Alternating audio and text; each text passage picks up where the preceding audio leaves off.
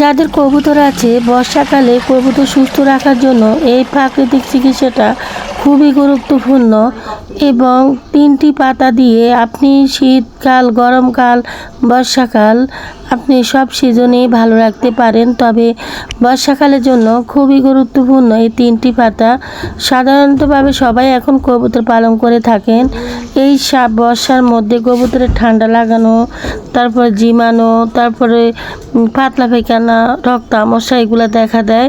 তো আপনি যদি আজকের ভিডিওটা মনোযোগ সহকারে দেখে থাকেন তাহলে আপনি উপকৃত হবেন এবং আপনি ভালো ভালো টিপস জানতে পারবেন, আর এগুলা আপনারা অ্যাপ্লাই করতে পারবেন। তো আজকের ভিডিওটা আপনারা ধৈর্য সহকারে দেখবেন। আসসালামু আলাইকুম, সবাই কেমন আছেন? আশা করি সবাই ভালো আছেন। আমাদের নতুন চ্যানেলে সবাইকে স্বাগতম।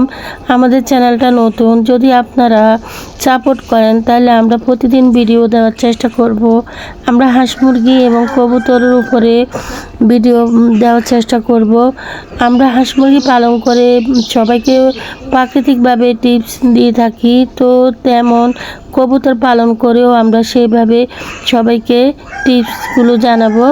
তো চলে যাই মূল আলোচনায়। এখন যে বর্ষাকাল, বৃষ্টি হচ্ছে, বৃষ্টি ও রোদ, দেখা গেছে আমরা কবুতরগুলো, হাঁস মুরগিগুলো ছেড়ে দিই, কিন্তু ছেড়ে দিলে ওদের ঠান্ডা লাগে, কিন্তু না ছাড়লেও কোনো উপায় নেই। আজ কতদিন পরে ছেড়ে দিয়েছি। তো কবুতরগুলো পালন করতে কিন্তু যতটা ভালো লাগে, আবার যখন কবুতর অসুস্থ হয়ে যায়, তখন মারা গেলে তখন ততটাই খারাপ লাগে। একটা মুরগি অসুস্থ দেখা দিলে জবাই করা যায়, বেশিরভাগ জবাই করা যায়, অসুস্থ বেশি হলে জবাই করা যায় না, কিন্তু কবুতর অসুস্থ হলে বড় কবুতর জবাই করা যায় না। তো বর্তমানে কবুতরের অনেক দাম।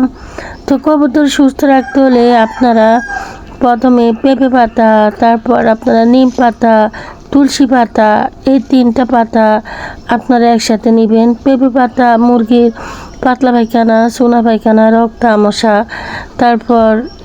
তারপর দেখা গেছে মুখে খাবার রুচি, এগুলা বাড়ায়। তারপর তুলসী পাতা, যার কোনো গুণাগুণ বলে শেষ করা যাবে না। তুলসী পাতা মানুষের যেরকম উপকারে আসে, তেমনি হাঁস মুরগির জন্য এরকম তুলসী পাতাটা আপনারা কবুতরের ঠান্ডার যন্ত্রণার সমস্যা যদি ভিতরে থেকে থাকে, ঠান্ডার ভাব থেকে থাকে, তাহলে যদি আপনি খাওয়াই থাকেন তাহলে আপনার কবুতরগুলো সুস্থ হয়ে যাবে। আর নিম পাতা, এটা তো খুবই গুরুত্বপূর্ণ একটা পাতা, যেটা সকলেই চিনেন, সবার বাড়িতেই থাকে কম বেশ। যদি না থাকে, যেখানে থাকে সেখান থেকে 2-1টা পাতা নিয়ে আসবেন। 3টা পাতা আপনারা একসাথে ধুয়ে সুন্দর করে আপনারা পাটাতে বেটে নেবেন, অথবা ব্লেন্ডার মেশিনে বেটে নিতে পারেন, নাহলে ছেঁচনি দিয়ে ছেঁচে নিতে পারেন। 3টা পাতাই আপনাদের জন্য খুবই একটা উপকারী পাতা। 3টা পাতারে ধুয়ে একসাথে আপনারা বেটে, তারপর আপনারা কবুতরে যে পানি খায় পানির সাথে দিয়ে দিবেন। আর যদি অনেকের কবুতর ছেড়ে দিলে খালি বিলে এখানে চলে যায়, তো আপনারা পানির সাথে দেওয়ার চেষ্টা করবেন। এরকম পানির ইয়েতে দিলে ওরা পানি খাওয়ার সাথে সাথে ভালো যাবে। এগুলো ছেঁচে সুন্দর করে রসা নেবেন। রসা নিয়ে তারপর আপনারা পানির সাথে দিবেন। 1 লিটার পানির সাথে আপনারা 2 চামচ বা 3 চামচ রসা দিতে পারেন। আর 2 লিটার পানির সাথে আর একটু বাড়ায় নেবেন। তবে কবুতর অনুযায়ী, কবুতর যদি আপনার বেশি হয় তাহলে বেশি নেবেন, কম হলে কম নেবেন। এটা আপনারা সপ্তাহে 2 দিন বা 3 দিন দিতে পারেন। যদি না পারেন তাহলে সপ্তাহে 2 দিন হলেও দেওয়ার চেষ্টা করবেন। এতে করে আপনার কবুতরগুলো সুস্থ থাকবে, ভালো থাকবে।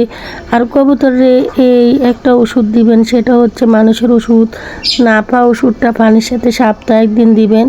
এতে করে কবুতরের যদি ভিতরগত কোনো জ্বর থাকে, অসুখ থাকে, ঠান্ডার ভাব থাকে, নিউমোনিয়া থাকে, সেগুলো কিন্তু ভালো হয়ে যাবে। আর আপনারা যদি ভেটেরিনারি দোকান থেকে ওষুধ আনেন, সেটা বেশিরভাগ আপনার কাজ করে না, দেরিতে কাজ। তো আপনারা এইভাবে যদি দিয়ে থাকেন, দেখবেন আপনাদের কবুতরগুলো সবসময় সুস্থ থাকবে, ভালো থাকবে। বাড়িতে যদি হাঁস মুরগি থাকে, সেগুলাকেও এই বাড়িতে থাকা উপকরণগুলো দিতে পারেন। আপনারা রসুন খাওয়াবেন কবুতরের বাচ্চাকে বা কবুতরকে, এতে করে আপনাদের কবুতরগুলো সুস্থ থাকবে। তো সর্বপ্রথম আপনারা এইভাবে চেঁচে সুন্দর করে রসা নিয়ে নেবেন। এগুলাকে আমাদের অনেক হাঁস মুরগি আছে, যার কারণে আমরা বেশি করে নিয়ে থাকি। আপনারা আপনাদের অনুযায়ী মুরগি বা কবুতর অনুযায়ী আপনারা ওইভাবে নেবেন। তো আজকের ভিডিওতে আমি আলোচনা করছি নিম পাতা, পেঁপে পাতা, তুলসী পাতা দিয়ে কবুতর কিভাবে সুস্থ রাখা যায়। তো আজকের ভিডিওতে আমি যদি ওরকম সাপোর্ট পাই তাহলে আমি পরবর্তী ভিডিও নিয়ে চলে আসব। আর আপনারা আমাদের নতুন চ্যানেলটা ভালো করে একটু সাপোর্ট করবেন, একটা লাইক দিয়ে দিবেন। আসসালামু আলাইকুম।